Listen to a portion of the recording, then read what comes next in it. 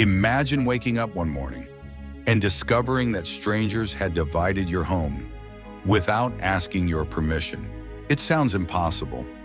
Yet in the late 19th century, something remarkably similar happened to an entire continent. Africa was not empty. It was home to powerful kingdoms, thriving cities, busy trade routes, and millions of people speaking hundreds of languages. Kingdoms such as Benin, Oyo, Ethiopia, Buganda, and Asante governed their people long before European colonial rule expanded across Africa. Then, everything began to change. European nations were growing more powerful. Their industries demanded raw materials. Their governments competed for global influence, and their attention turned increasingly toward Africa. In 1884, representatives of European powers gathered in Berlin. No African ruler was invited to participate, yet the decisions made there would shape the future of the continent for generations. This gathering became known as the Berlin Conference. It did not instantly divide Africa, but it established the rules that accelerated the race for control of the continent.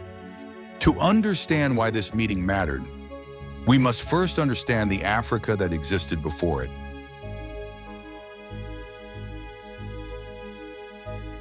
Before the Berlin Conference, before colonial borders, Africa was home to hundreds of independent societies. Some were vast kingdoms. Others were city-states, republics, and communities with their own laws, leaders, and traditions. Across the continent, people spoke hundreds of languages, traded across deserts, sailed along coastlines, and built societies shaped by their own histories. In West Africa, kingdoms such as Benin, Oyo, and Asante developed sophisticated systems of government, diplomacy, and commerce. Their influence extended far beyond their borders. To the northeast, Ethiopia remained one of the world's oldest continuously governed states. Along the East African coast, Swahili city-states connected Africa to traders from Arabia, Persia, India, and beyond. Gold, salt, ivory, textiles, iron. These goods crossed thousands of kilometers through networks built over centuries. Africa was not isolated from the world. It was deeply connected through trade, diplomacy, scholarship, and cultural exchange. Great centers of learning flourished. Scholars studied mathematics, astronomy, law, medicine, and theology. Knowledge traveled alongside merchants and travelers. This was the Africa that existed before European powers met in Berlin. Diverse, complex, connected, and constantly changing on its own terms. But across the sea, powerful nations were entering a new age of industry. Their factories needed resources. Their governments wanted influence. And soon, their attention would turn toward Africa in ways that would reshape history.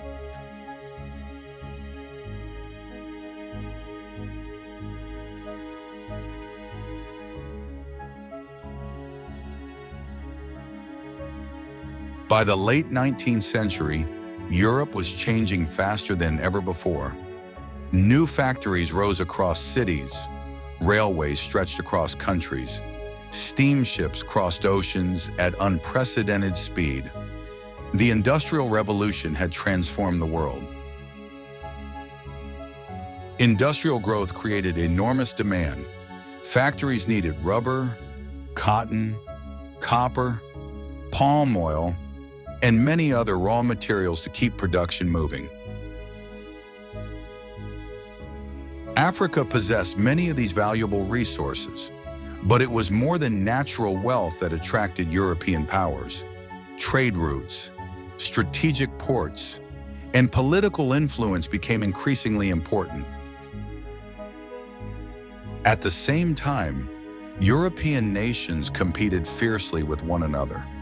Leaders believed that colonies demonstrated national strength and prestige. Rivalries between empires intensified. This period became known as the Scramble for Africa. Different European powers began claiming territory across the continent. In many places, those claims ignored existing African societies and political boundaries. Growing competition raised a dangerous question. What would happen if European powers fought one another over African territory? To reduce the risk of conflict among themselves, European governments agreed to meet in Berlin. The goal was not to invite African leaders. It was to establish rules for European competition in Africa. Between 1884 and 1885, representatives from European countries met to negotiate principles for claiming territory. No African government participated in those discussions. The decisions made in Berlin did not instantly redraw the entire continent.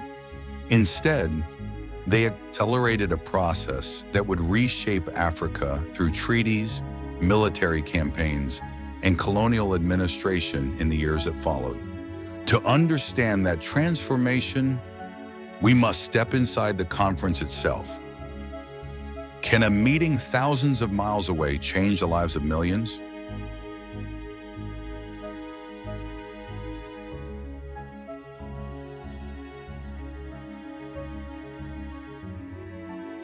November 1884, Berlin.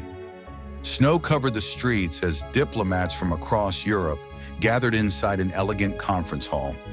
Their decisions would echo far beyond the city. Representatives from Germany, Britain, France, Portugal, Belgium, Italy, Spain, and several other countries attended. Their discussions focused on trade, navigation, and the growing competition for influence in Africa. One voice was missing. No African ruler, no African kingdom, no African government had a seat at the table. Rather than dividing every border during the meeting, the delegates agreed on principles for claiming territory. One of the most important became known as effective occupation. A country could strengthen its claim by establishing authority on the ground. The conference also addressed trade along major rivers such as the Congo and Niger. These waterways were vital for commerce and transportation. After the conference ended, competition intensified. European powers hurried to sign treaties, establish colonial administrations, and expand military control across different parts of Africa. In many regions, existing African political boundaries and alliances were disrupted. Some communities found themselves separated.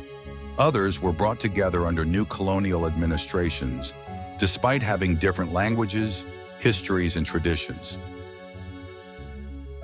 These changes unfolded over many years. They were shaped by negotiations, resistance, conflict, and administration, not by a single afternoon in one room. By the early 20th century, most of Africa had come under European colonial rule. The political map of the continent had been transformed, but the story was far from over. The consequences of those decisions would shape generations to come. The conference ended in 1885, but its consequences are still part of everyday life for millions of people today.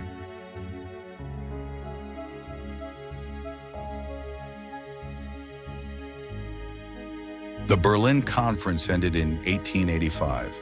The delegates returned home. But for millions of Africans, the consequences were only beginning. Over the decades, colonial borders became the foundations of many modern African countries. After independence, most nations chose to keep these borders. Changing them risked creating even greater conflict. Today, some ethnic communities live across several different countries.